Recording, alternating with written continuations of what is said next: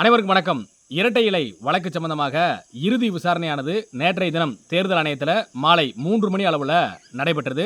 இரட்டை இலை வழக்கு சம்பந்தமாக வாதிகளாக இருக்கக்கூடிய ஐயா ஓபிஎஸ் அவர்கள் சார்பாக வழக்கறிஞர் ராஜலட்சுமி பிரகாஷ் அவர்களும், எடப்பாடி பழனிசாமி அவர்கள் சார்பாக முன்னாள் அமைச்சர் சி.வி. சண்முகம் அவர்களும் மற்றும் முன்னாள் நாடாளுமன்ற உறுப்பினர் அண்ணன் ஓ.பி. ரவீந்திரநாத் அவர்களும் மற்றும் திண்டுக்கலைச் சேர்ந்த வழக்கறிஞர் சூரியமூர்த்தி அவர்களும், கே.சி. பழனிசாமி அவர்களும், பெங்களூரு புகழேந்தி அவர்களும், ராம்குமார் ஆதித்தன் அவர்களும் அவர்கள் ஆஜராகி தங்கள் தரப்பு விளக்கத்தை கொடுத்தாங்க. அந்த விசாரணையெல்லாம் முடிந்து வெளியில் வந்த பின்பு எடப்பாடி பழனிசாமி அவர்கள் சார்பாக ஆஜரான முன்னாள் அமைச்சர் சி.வி. சண்முகம் அவர்கள் செய்தியாளர்கிட்ட பேட்டி கொடுக்குறாரு. 29A, அதாவது பிரிவு 29A அதற்கு உட்பட்டு தேர்தல் ஆணையம் விசாரணை நடத்த தேர்தல் ஆணையத்திற்கு அதிகாரம் கிடையாது அப்படின்னு சொல்றாரு. கட்சியில் விதிகள் திருத்தியது பற்றி தேர்தல் ஆணையம் விசாரணை நடத்துவதற்கு தேர்தல் ஆணையத்திற்கு அதிகாரமே இல்லை. நீதிமன்றம் என்ன சொல்லிச்சோ அதன்படி தான் தேர்தல் ஆணையம் இங்கே விசாரணையை நடத்தணும்னு சொல்லிட்டு தேர்தல் ஆணையத்திற்கே ஒரு உத்தரவை போடுறாரு முன்னாள் அமைச்சர் சி.வி. சண்முகம் அவர்கள். தேர்தல் ஆணையத்தில் இந்த வழக்கு எப்படி வந்தது, நீதிமன்றம் என்ன சொன்னது, இதற்கு முன்பு நடந்த விஷயங்கள் என்ன, அதையெல்லாம் அலசி ஆராய்ஞ்சு பார்த்தோம் அப்படின்னா எடப்பாடி பழனிசாமி அவர்களுக்கு ரெட்டலை சொந்தமே இல்லை அப்படின்றத மிக எளிமையாக சொல்லிவிடலாம். காரணம் என்ன அப்படின்னா கடந்த காலத்தில் நடந்த விஷயங்கள் அப்படி. இரட்டை இலை வழக்கு இவ்வளவு வேகம் எடுப்பதற்கு காரணம் என்ன? இதுவரை நடந்து முடிந்த தேர்தல்களில் இரட்டை இலைக்கு எடப்பாடி பழனிசாமி அவர்கள் தானே சொந்தக்காரராக இருந்தார். அப்படி இருக்கும் பொழுது எப்படி முன்னாள் முதலமைச்சர் கழக ஒருங்கிணைப்பாளர் ஐயா ஓபிஎஸ் அவர்களிடத்தில் இந்த இரட்டை இலையானது வரும்னு சொல்லிட்டு பல பேர் தங்களுடைய கேள்வியை முன்வைக்கிறாங்க. ஏன் அப்படின்னா நடந்து முடிந்த நாடாளுமன்ற தேர்தலில், அதாவது 2024 நாடாளுமன்ற தேர்தலில் கூட எடப்பாடி பழனிசாமி தரப்பினர் தானே ரெட்டலையில் போட்டிட்டாங்க. அப்படின்றப்ப அவங்கள்ட்ட தானே ரெட்டலை இருக்குது அப்படின்னு சொல்லிட்டு மேலோட்டமாக மேம்போக்காக பார்த்து பேசிட்டு போயிடுறாங்க. அவங்களுக்கு புரிய வைக்க வேண்டியது, தெளிவுபடுத்த வேண்டியது நம்மளுடைய கடமை இல்லையா? அதை நம்ம செஞ்சுதான் ஆகணும். எடப்பாடி பழனிசாமி அவர்கள் 2022 ஒரு போலி பொதுக்குழுவை கூட்டுறாரு. அந்த பொதுக்குழுவில் என்ன பண்றாரு? கட்சிக்கு ஒருங்கிணைப்பாளராக இருக்கக்கூடிய ஐயா ஓபிஎஸ் அவர்களை நீக்கிவிட்டு கட்சிக்கு ஒற்றை தலைமை வேண்டும் என்கின்ற ஒரு நிலையை கொண்டு வர வேண்டும் என்பதற்காக திட்டமிட்டு ஒரு சதியை செஞ்சு அதுபோல ஐயா ஓபிஎஸ் அவர்களை கட்சியிலிருந்து வலுக்கட்டாயமாக வெளியேற்றுகிறார். அந்த பொதுக்குழுவில் கழக ஒருங்கிணைப்பாளர் ஐயா ஓபிஎஸ் அவர்களை தகாத வார்த்தைகளில் பேசி தண்ணீர் பாட்டிலால் அவர் மீது தாக்குதல் நடத்தி 2000-3000 அடியாட்களை கூப்பிட்டு வந்து எடப்பாடி பழனிசாமி அவர்கள் அராஜகம் செய்தார். அதுதான் உண்மை. அப்படியெல்லாம் செய்து ஒற்றை தலைமையாக தான் வந்துவிட வேண்டும், அதிமுகவிற்கு தலைமை தான் என்று முடி சூடப்பட வேண்டும் என்பதற்காக பல துரோகங்களை பல சதிகளை செஞ்சார் எடப்பாடி பழனிசாமி அவர்கள். அதற்கு பின்பு நீதிமன்றத்திற்கு செல்கிறார் ஐயா ஓபிஎஸ் அவர்கள். பொதுக்குழு செல்லாது, பொதுக்குழுவில் கொண்டு வந்த தீர்மானங்களும் செல்லாது என்று வழக்கு தொடுக்கிறார். அந்த வழக்கில் முதலாவதாக ஒரு தீர்ப்பை நீதியரசர் ஜெயச்சந்திரன் அவர்கள் கொடுக்கிறாரு. அதாவது கட்சியினுடைய விதிகளுக்கு உட்பட்டு இந்த பொதுக்குழு நடக்கல, ஆகையினால் அந்த பொதுக்குழு செல்லாதுன்னு சொல்றாரு. மீண்டும் கட்சிக்கு ஒருங்கிணைப்பாளர், இணை ஒருங்கிணைப்பாளர் என்கின்ற நிலைதான் வரும் என்று தீர்ப்பு கொடுத்து வருகிறார். அதற்கு பின்பு அப்பீல் போறாங்க. அதற்கு பின்பு மாறி மாறி தீர்ப்புகள் வந்து கொண்டிருக்கின்றன. அப்படி இருக்கும் பொழுது திண்டுக்கலை சேர்ந்த சூரியமூர்த்தி அவர்கள் என்ன பண்றாரு? ஒரு வழக்கு தொடுக்கிறாரு. கட்சியில பிளவு இருக்கு, கட்சி சட்டத்திட்ட விதிகளுக்கு உட்பட்டு கட்சி நடக்கல, ஆகையினால ரெட்டலை சின்னத்தை முடக்கணும்னு சொல்லிட்டு திண்டுக்கலை சேர்ந்த சூரியமூர்த்தி அவர்கள் ஒரு வழக்கு போடுறாரு. அந்த வழக்கு வெகு நாட்களாக நீதிமன்றத்தில் கிடப்பிலே கிடக்கு.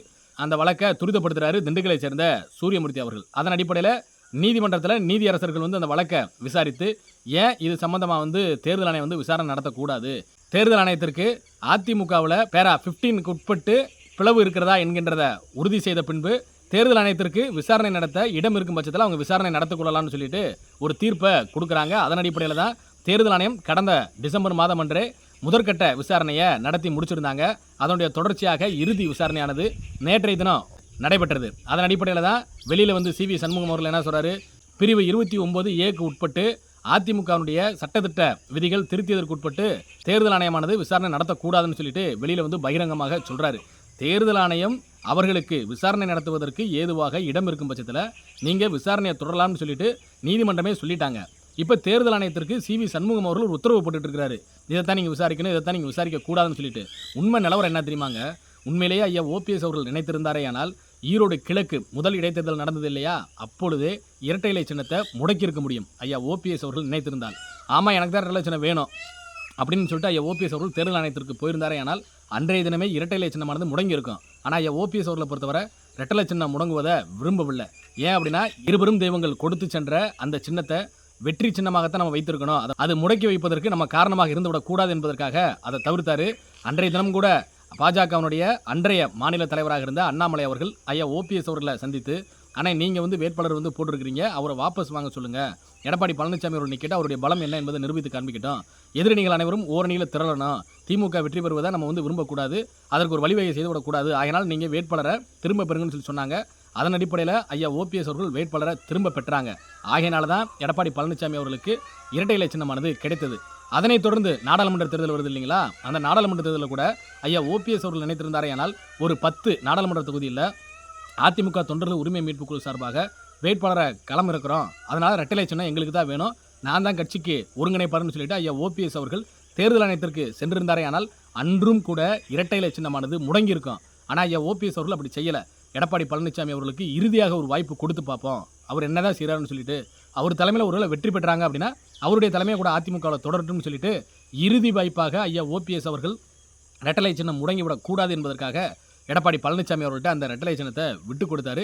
எடப்பாடி பழனிசாமி அவர்கள் 40க்கு 40 தொகுதியிலும் தோல்வியடைந்து ரெட்டலை சின்னத்தை சிதைத்து விட்டார் அப்படின்னு சொல்லிட்டு தான் சொல்லணும். இதற்கு மேலும் எடப்பாடி பழனிசாமி அவர்கள்ட்ட இரட்டலை சின்னமானது இருந்ததே ஆனால் அந்த ரெட்டலை சின்னத்தை மொத்தமாக முடித்து விட்டு அழித்து விட்டு எடப்பாடி பழனிசாமி அவர்கள் அரசியலிருந்தே ஒதுங்கிக் கொள்வார் என்கின்ற ஒரே காரணத்திற்காக இரட்டை இலையை மீட்டு இதய தெய்வம் புரட்சித் தலைவர் எம்ஜிஆர் அவர்கள் வகுத்த சட்ட விதிகளை காத்து தொண்டர்களிடத்தில் வெற்றி சின்னமாக இரட்டை இலை சின்னம் இருந்ததோ அதே போல தொண்டர்களிடத்தில் ஒப்படைக்க வேண்டும் என்கின்ற நிலைக்காக ஐயா ஓபிஎஸ் அவர்கள் இன்று போராடி கொண்டிருக்கிறார். இந்த வழக்கு விசாரணையானது விரைவில் ஒரு இறுதி கட்டத்தை எட்டும். அதற்கு பின்பு தேர்தல் ஆணையமானது ஒரு தீர்ப்பை கண்டிப்பாக கொடுக்கும். இந்த தேர்தல் ஆணையத்தை பொறுத்தவரை கட்சியினுடைய பைலாவை பார்த்து தான் தேர்தல் ஆணையத்தில் விசாரணையை நடத்துவாங்க. காரணம் என்ன அப்படின்னா எடப்பாடி பழனிசாமி அவருக்கு ரெட்டலை சின்னம் கொடுக்கக்கூடாது அப்படின்னு சொல்லிட்டு இன்றைக்கி நம்ம கிளைம் பண்ணுறோம். அப்படின்னா அவர் தானே கட்சிக்கு பொதுச் செயலராக இருக்கிறாரு, அவர்கிட்ட தானே சட்டமன்ற உறுப்பினர்கள் நாடாளுமன்ற உறுப்பினர்களாக இருக்கிறாங்க, மாவட்ட கழக செயலர்கள் 90% பேர் அவர்கிட்ட தானே இருக்கிறாங்க, பொதுக்குழு செயற்குழு உறுப்பினர்களுடைய ஆதரவு அவருக்கு தானே இருக்குது, ஆகையினால் அவர்கிட்ட தானே ரெட்டலை சின்னத்தை கொடுக்கணும்னு சொல்லிட்டு பல பேர் வந்து மேலோட்டமாக சொல்கிறாங்க இல்லையா.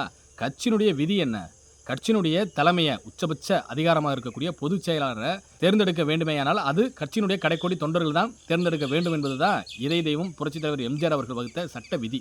எந்த விதியை வேண்டாலும் மாற்றிக்கலாம் சூழ்நிலைக்கு ஏற்ப காலங்களுக்கு ஏற்ப, ஆனால் பொதுச் செயலாளரை தேர்ந்தெடுக்கக்கூடிய அந்த விதியை மட்டும் மாற்றவே கூடாதுன்னு சொல்லிட்டு இதய தெய்வம் புரட்சித் தலைவர் எம்ஜிஆர் அவர்கள் அந்த விதியை வகுத்தாங்க. காரணம் திமுகவில் இதய தெய்வம் புரட்சித் தலைவர் எம்ஜிஆர் அவர்களுக்கு இழைக்கப்பட்ட அநீதி. அந்த ஒரு அநீதி நம் துவங்கக்கூடிய கட்சியில் மற்றொரு தலைவருக்கு இது போல ஒரு நிலை வரக்கூடாது என்பதற்காகத்தான் அந்த விதியவே உருவாக்கினார். இன்னைக்கு அந்த விதியவே எடப்பாடி பழனிசாமி அவர்கள் காலில் போட்டு மிதித்து 10 மாவட்ட செயலர் முன்மொழியணும் 10 மாவட்ட செயலர் வழிமொழியணும்னு சொல்லிட்டு பல அநீதிகளை தொண்டர்கள் கடைக்கோடி தொண்டர்கள் கடைசி வரை கடைக்கோடி தொண்டர்களாகத்தான் இருக்கணும் என்று திமுகவுடைய பி டீமாக எடப்பாடி பழனிசாமி அவர்கள் செயல்பட்டு கொண்டிருக்கிறார். இதற்கெல்லாம் முடிவரையானது விரைவில் தேர்தல் ஆணையத்தின் மூலியமாக எழுதப்படும், தர்மம் நிலைநாட்டப்படும், நீதி நிலைநாட்டப்படும் என்பதில் எந்த ஒரு மாற்று கருத்தும் கிடையாது. மீண்டும் பழைய பன்னீர்செல்வமாக தொண்டர்கள் விரும்பக்கூடிய அதிமுகவினுடைய தலைமையாக கழக ஒருங்கிணைப்பாளராக ஐயா ஓபிஎஸ் அவர்கள் அதிமுகவிற்கு தலைமையாக வருவார். 2026இல் மிகப்பெரிய கூட்டணியை கட்டமைப்பார். இருபெரும் தெய்வங்களுடைய ஆட்சியை தமிழகத்தில் அமைப்பார் என்பதில் எந்த ஒரு மாற்று கருத்தும் கிடையாது. நன்றி, வணக்கம்.